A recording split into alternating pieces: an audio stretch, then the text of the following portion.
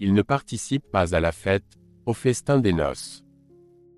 Ils ne peuvent pas participer à la fête des noces de l'agneau présentement, ils restent dans les ténèbres du dehors, car ils se sont pensés méritants, comme le fils aîné qui ne voulait pas entrer dans la maison quand il entendit le bruit de la fête et les célébrations, quand le fils prodigue est entré à la maison.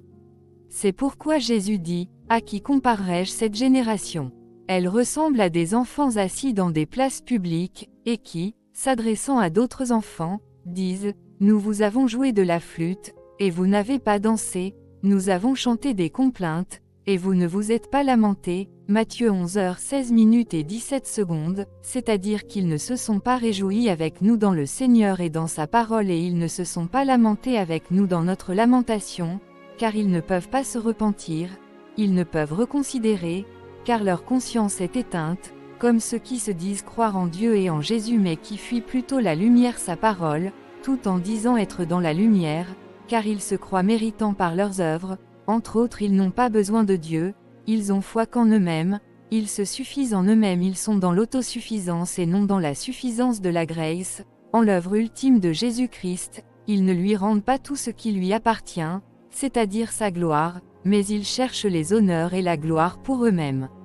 Mais le Fils prodigue a reconsidéré ses voies par l'appel irrésistible de son Père, il est entré en lui-même, Luc 15h17. Cela nous fait penser à Caïn et Abel, l'Éternel porta un regard favorable sur Abel et sur son offrande, mais l'Éternel porta pas un regard favorable sur Caïn et sur son offrande.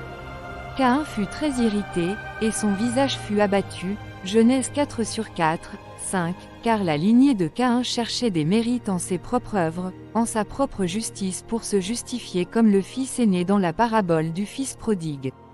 Comme les religieux et ceux qui se disent chrétiens qui sont sous la loi, qui produisent leurs propres fruits mortels dans leur indépendance pour se justifier et se glorifier, ils ne participent pas aux noces de l'agneau, ils ne mangent pas le veau gras, Christ la grâce, mais ils se nourrissent de leur propre pain, c'est à cela qu'ils sont destinés à la justification à leur perdition par leur propre œuvre. Pour les incrédules, la pierre qu'ont rejetée ceux qui bâtissaient est devenue la principale de l'angle. Et une pierre d'achoppement et un rocher de scandale, ils s'y heurtent pour n'avoir pas cru à la parole, et c'est à cela qu'ils sont destinés. 1 Pierre 2/8, Romains 9h19. Tu me diras, pourquoi blâme-t-il encore? Car qui est-ce qui résiste à sa volonté? Romains 9h20. Ô homme, toi plutôt, qui es-tu pour contester avec Dieu? Le vase d'argile dira-t-il à celui qui l'a formé, pourquoi m'as-tu fait ainsi?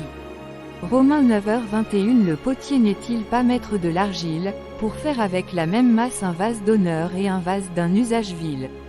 Romains 9h22. Et que dire, si Dieu, voulant montrer sa colère et faire connaître sa puissance, a supporté avec une grande patience des vases de colère formés pour la perdition. Luc 15h25. Or, le fils aîné était dans les champs. Lorsqu'il revint et approcha de la maison, il entendit la musique et les danses. Luc 15h28. Il se mit en colère, et ne voulut pas entrer. Son père sortit, et le pria d'entrer. Matthieu 22/3. Il envoya ses serviteurs appeler ceux qui étaient invités aux noces, mais ils ne voulurent pas venir. Matthieu 22/4. Il envoya encore d'autres serviteurs, en disant, dites aux conviés, voici, j'ai préparé mon festin, mes bœufs et mes bêtes grasses sont tués, tout est prêt, venez aux noces. Matthieu 22/5. Mais, sans s'inquiéter de l'invitation, ils s'en allèrent, celui-ci à son champ, le monde, celui-là à son trafic. Luc 14h17, 18. À l'heure du souper, il envoya son serviteur dire aux conviés, venez, car tout est déjà prêt. Mais tous unanimement se mirent à s'excuser. Le premier lui dit, j'ai acheté un champ, le monde, et je suis obligé d'aller le voir, excuse-moi, je te prie. Or la Jérusalem s'édifie les uns les autres par la grâce merveilleuse de Christ, le pain vivant descendu du ciel. En fait, Christ nous a invités à la fête solennelle de sa grâce, de son repas, de sa joie parfaite, et le monde ne peut pas y participer. C'est pourquoi il y a beaucoup plus de joie dans les cieux pour un seul pécheur qui a reconsidéré que pour 99 qui se pensent justes et qui n'ont pas besoin de reconsidérer. Matthieu 11h20. Alors il se mit à faire des reproches aux villes dans lesquelles avaient eu lieu la plupart de ces miracles, parce qu'elles ne s'étaient pas repenties, reconsidérées. Matthieu 11h21. Malheur à toi, Chorazin! Malheur à toi, Bethsaïda. Car, si les miracles qui ont été faits au milieu de vous avaient été faits dans Tyr et dans Sidon, il y a longtemps qu'elle se serait repentie, reconsidérée, en prenant le sac et la cendre. Jérémie 6h10 à qui m'adresser, et qui prendra témoin pour qu'on écoute.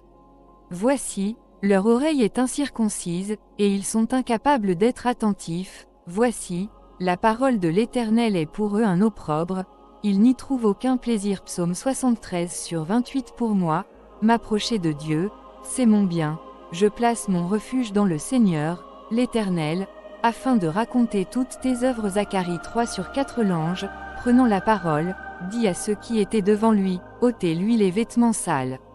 Puis il dit à Josué, vois, je t'enlève ton iniquité, et je te revêts d'habits de fête. Luc 15h22. Mais le Père dit à ses serviteurs, apportez vite la plus belle robe, l'esprit, ornement, et l'en revêtez, mettez-lui un anneau au doigt, et des souliers aux pieds.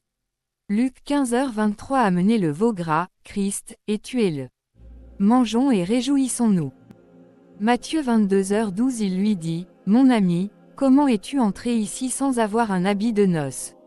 Cet homme eut la bouche fermée. Matthieu 22h13. Alors le roi dit aux serviteurs, liez-lui les pieds et les mains, et jetez-le dans les ténèbres du dehors, où il y aura des pleurs et des grincements de dents. Apocalypse 19/9. Heureux les invités à la fête du festin de noces de l'agneau. Et il me dit, ces paroles sont les véritables paroles de Dieu. Apocalypse 3h20. Voici, je me tiens à la porte, et je frappe. Si quelqu'un entend ma voix et ouvre la porte, j'entrerai chez lui, je souperai avec lui, et lui avec moi. Matthieu 25/10. Pendant qu'elle allait en acheter, l'époux arriva, celles qui étaient prêtes entrèrent avec lui dans la salle des noces, et la porte fut fermée. Matthieu 25/11. Plus tard, les autres vierges vinrent, et dirent, Seigneur, Seigneur, ouvre-nous. Matthieu 25/12. Mais il répondit, je vous le dis en vérité, je ne vous connais pas. Le royaume des cieux est semblable à celui d'un roi qui avait envoyé ses serviteurs pour inviter ses sujets au mariage du prince, son fils. Mais ceux-ci ne voulurent pas venir. Vous dites qu'ils ont décliné mon invitation? C'est cela, sire. Ils vous ont donné une raison, j'imagine. Ils ont dit qu'ils étaient trop occupés ou que ça ne les intéressait pas. Sire, en vérité, sachez que plusieurs de vos sujets sont contre votre règne. Et quels sont les fondements de leur ressentiment? L'orgueil et l'envie, sire. Ils vous refusent les honneurs qui vous sont dus. Cependant, ils les désirent pour eux-mêmes.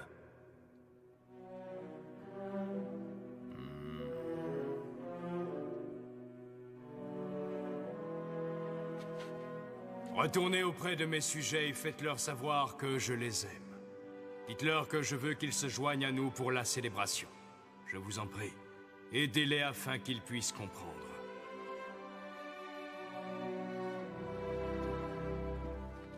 On l'a déjà dit, on n'est pas intéressé, pas du tout intéressé. Laissez-nous tranquilles. Nous ne voulons que la paix. Mais le roi a été si bon avec vous. Assister au mariage de son fils serait une façon de lui montrer votre gratitude. Le fils du roi, après tout, est votre prince, et je crois que vous devez venir. Comment oses-tu nous juger et nous donner des ordres? C'est nous qui gouvernons ce royaume, tu n'es qu'un serviteur. Sachez qu'il n'y a pas de plus grand honneur que de servir ce roi juste et bon. C'est grâce à notre travail que ce royaume est prospère. C'est en notre honneur que le roi doit donner une fête. Vous faites une terrible erreur, je vous en prie, réfléchissez. Je vous en prie, laissez votre orgueil et vos rancœurs de côté et venez à la noce du prince. C'est toi qui fais une terrible erreur en insistant. Vous n'avez pas de loyauté. Maintenant, je vais te envers faire payer le ton roi. arrogance.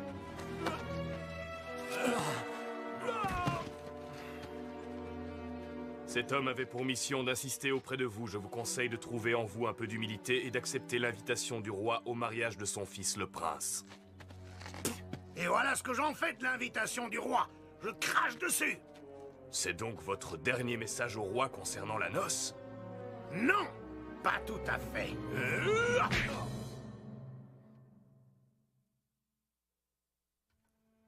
J'ai pourtant essayé de l'aider, mais je n'étais pas de taille.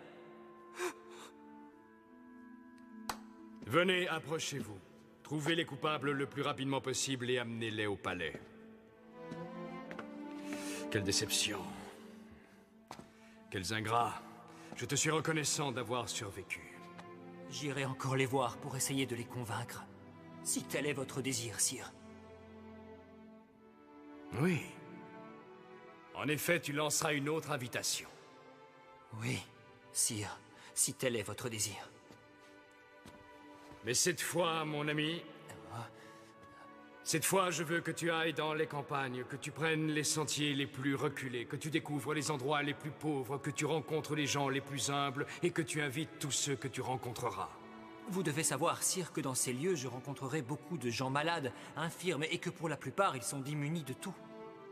S'ils devaient accepter votre invitation, vous... Si par bonheur ils acceptent mon invitation au festin, nous les recevrons avec tous les honneurs. Mes beugras sont tués.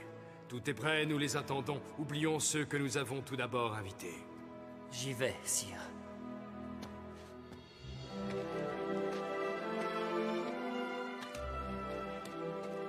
Salut, brave femme. Je viens vous inviter de la part du roi au mariage de son fils, au palais. Qu'est-ce que vous dites? C'est sûrement une erreur. Moi au palais? Allez mettre vos plus beaux vêtements et présentez-vous ce soir au palais royal. Vous êtes certain que c'est bien nous? Nous que veut voir le roi?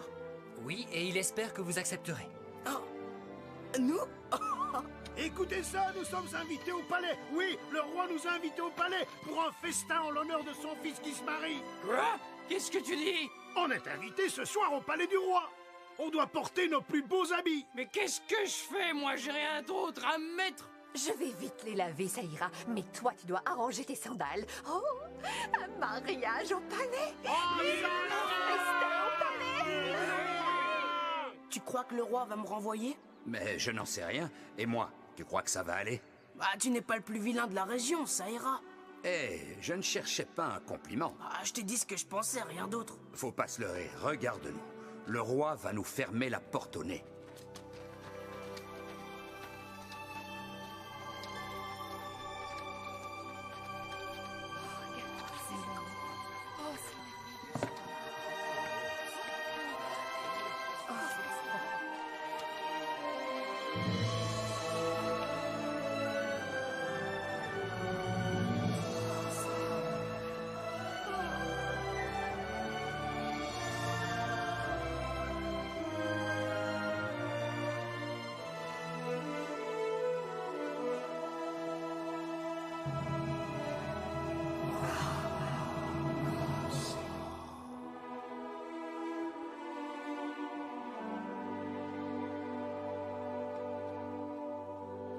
Je vous souhaite la bienvenue, mes amis.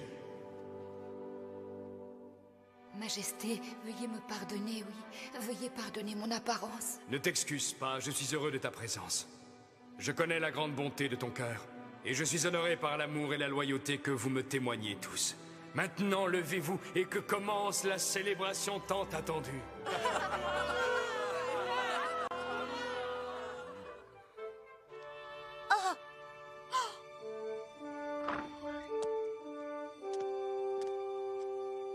Qui m'appelle? Nous sommes des amis! Tes amis! Est-ce que je vous connais? Levez vos lampes, afin que je voie vos visages. C'est-à-dire que nous n'avons plus d'huile. Nos lampes sont éteintes. Mais si vous êtes mes amis, pourquoi n'êtes-vous pas venus plus tôt? Il est temps de commencer. Mais je regrette. Mais je ne vous connais pas.